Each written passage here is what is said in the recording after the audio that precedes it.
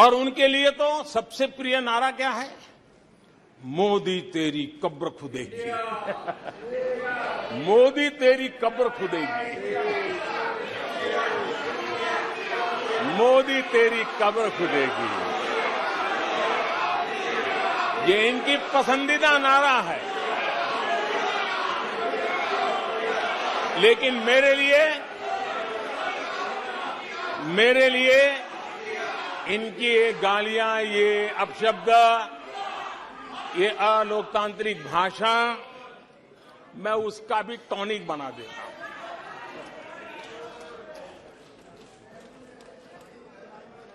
और ये ऐसा क्यों करते हैं और ये क्यों होता है? आज मैं सदन में कुछ सीक्रेट बताना चाहता हूं। मेरा पक्का विश्वास हो गया है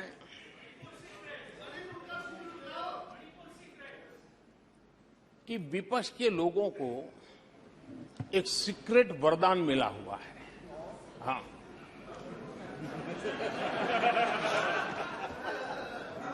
सीक्रेट वरदान मिला हुआ है जी। और वरदान ये कि ये लोग जिसका बुरा चाहेंगे उसका भलाई ही होगा।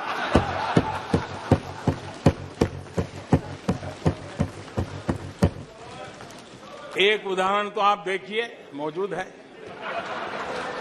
20 साल हो गए, क्या कुछ नहीं हुआ, क्या कुछ नहीं किया गया, लेकिन भलाई होता गया।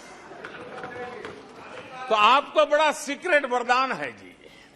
और मैं 3 उदाहरण से ये सीक्रेट वरदान को सिद्ध कर सकता हूं जी। आपको ध्यान होगा कि इन लोगों ने कहा था बैंकिंग सेक्टर के लिए, बैंकिंग सेक्टर डूब जाएगा, बैंकिंग सेक्टर तबाह हो जाएगा, देश खत्म हो जाएगा, देश बर्बाद हो जाएगा, न जाने क्या क्या कहा था। और बड़े बड़े विद्वानों को विदेशों से ले आते थे, उनसे कहलवाते थे, ताकि उनकी बात कोई न माने तो शायद उनकी मान ले। हमारे बैंकों की सेहत को लेकर के भांति भांति की निराशा, अफवाह फैलाने का काम इन्होंने पुरजोश किया। और जब इन्होंने बुरा चाहा बैंकों का, तो हुआ क्या? हमारी public sector banks net profit 2 गुने से ज्यादा हो गया। इन लोगों ने फोन बैंकिंग घोटाले की बात, इसके कारण देश को एनपीए के गंभीर संकट में डुबो दिया था। बीते दिनों की बात हो रही है, लेकिन आज जो उन्होंने एनपीए का अंबर लगा के गए थे, उसको भी पार कर करके और एक नई ताकत के साथ निकल चुके हैं। और आज सुबह निर्मला जी ने विस्तार से बताया है कि कितना प्रॉफिट हुआ है। दूसरा उदाहरण, हमारे डिफेंस के हेलीकॉप्टर बनाने वाली सरकारी कंपनी एचएएल, ये एचएएल को लेकर के कितनी भली बुरी बातें इन्होंने करी थी। क्या कुछ नहीं कहा गया था एचएएल के लिए, और इसका दुनिया पे बहुत नुकसान करने वाली भाषा का प्रयोग किया गया था। और एचएएल तबाह हो गया है, एचएएल खत्म हो गया है, भारत की डिफेंस इंडस्ट्री खत्म हो चुकी है। ऐसा न जाने क्या क्या कहा गया था एचएएल के लिए। इतना ही नहीं, जैसे आजकल खेतों में जाकर के वीडियो शूट होता है, मालूम है ना? हाँ? खेतों में जाकर के वीडियो शूट होता है, हाँ। वैसा ही उस समय HAL फैक्ट्री के दरवाजे पर मजदूरों की सभा करके वीडियो शूट करवाया गया था और वहां के कामगारों को भड़काया गया था। अब तुम्हारा कोई भविष्य नहीं है, तुम्हारे बच्चे मरेंगे, भूखे मरेंगे, HAL डूब रहा है। देश की इतनी महत्वपूर्ण इंस्टीट्यूट को इतना बुरा चाहा, इतना बुरा चाहा, इतना बुरा कहा कि वो सीक्रेट आज HAL सफलता की नई बुलंदियों को छू रहा है।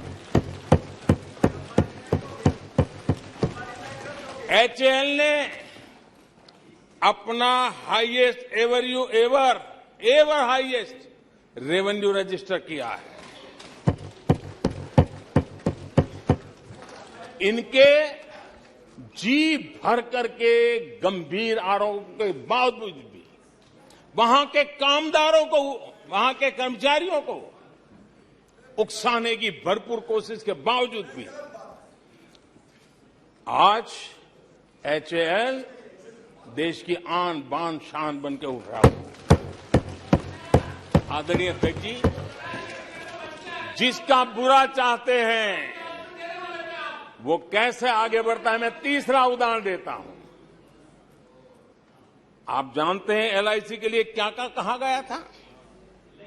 LIC बर्बाद हो गई, गरीबों के पैसे डूब रहे हैं, गरीब कहां जाएगा, बेचारे ने बड़ी मेहनत से LIC में पैसा डाला है। क्या कहें, जितनी उनकी कल्पना शक्ति थी, जितने उनके दरबारियों ने कागज पकड़ा दिए थे, सारे बोल लेते थे, वो सारे बोल लेते थे। लेकिन आज LIC लगातार मजबूत हो रही है। शेयर मार्केट में रुचि रखने वाले को भी ये गुरु मंत्र है कि जो सरकारी कंपनियों को ये लोग गाली देना, आप उसमें दांव लगा दीजिए साहब, अच्छा ही होने वाला है।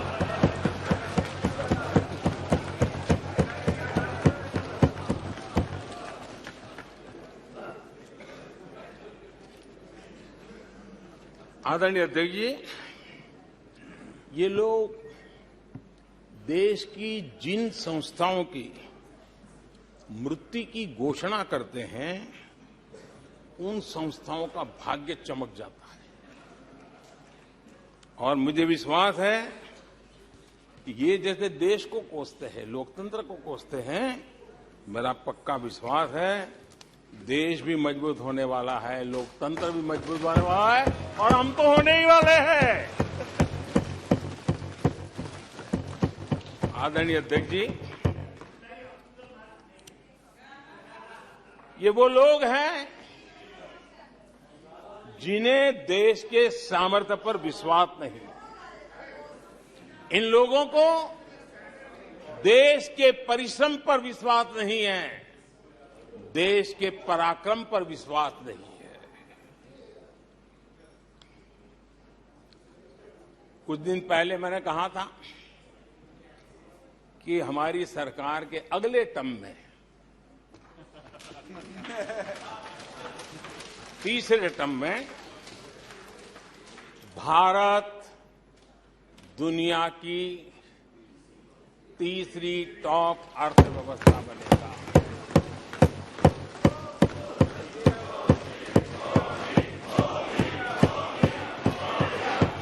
आदरणीय अध्यक्ष जी, आदरणीय अध्यक्ष जी, अब देश के भविष्य पर थोड़ा सा भी भरोसा होता जब हम ये क्लेम करते हैं कि हम आने वाले 5 साल में, नए तीसरे टर्म में, हम देश की इकोनॉमी को तीसरे पर लाएंगे। तो एक जिम्मेवार विपक्ष क्या करता? वो सवाल पूछता, अच्छा भाई बताओ, निर्मला जी बताओ कैसे करने वाले हो, अच्छा मोदी जी बताओ कैसे करने वाले हो, आपका रोड मैप बताओ। ऐसा करते। अब ये भी मुझे सिखाना पड़ रहा है। लेकिन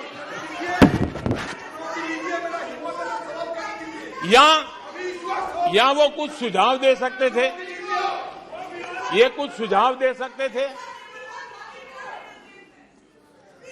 या फिर कहते हम चुनाव में जनता के बीच जाकर के बताएंगे कि ये तीसरे की बात करते हैं, हम तो एक नंबर पर लेके आएंगे और ऐसे ऐसे लेके कुछ तो करते हैं यार।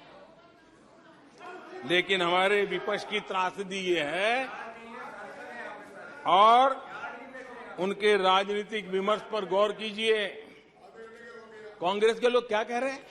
अब देखिए कितना कल्पना दारिद्र्य है। इतने सालों तक सत्ता में रहने के बाद भी क्या अनुभवताहीन बातें सुनने को मिल रही है जी। क्या कहते हैं ये कहते हैं इस लक्ष्य तक पहुंचने कुछ करने की जरूरत नहीं, ऐसे ही होने वाला है तीसरे नंबर पे। बताओ, मुझे लगता है कि इसी सोच के कारण वो सोते रहे इतने सालों तक, तो अपने आप होने वाला है। वो कहते हैं बिना कुछ किए तीसरे पहुंच जाएंगे। और कांग्रेस की माने अगर सब कुछ अपने आप ही हो जाने वाला है, इसका मतलब है कांग्रेस के पास न नीति है, न नीयत है, न विजन है, न वैश्विक अर्थव्यवस्था की समझ है और न ही भारत के अर्थ जगत के ताकत का पता है। और इसलिए सोए सोए सब हो जाएगा, यही एक आदरणीय अध्यक्ष जी, ये वजह है कि कांग्रेस के शासन में भारत गरीबी और गरीबी को बढ़ाता गया। 1991 में देश कंगाल होने की स्थिति में था। कांग्रेस के शासनकाल में अर्थव्यवस्था दुनिया के क्रम में 10, 11, 12 इसके बीच में झोले खाती थी, झूलती रही थी। लेकिन 2014 के बाद भारत ने टॉप 5 में अपनी जगह बना ली।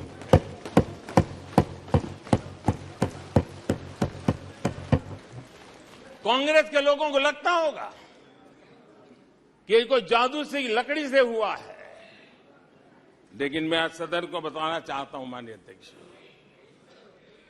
रिफॉर्म, परफॉर्म एंड ट्रांसफॉर्म एक निश्चित आयोजन, प्लानिंग और कठोर परिश्रम की पराकाष्ठा, और इसी की वजह से आज देश इस मुकाम पर पहुंचा है। और ये प्लानिंग और परिश्रम की निरंतरता बनी रहेगी।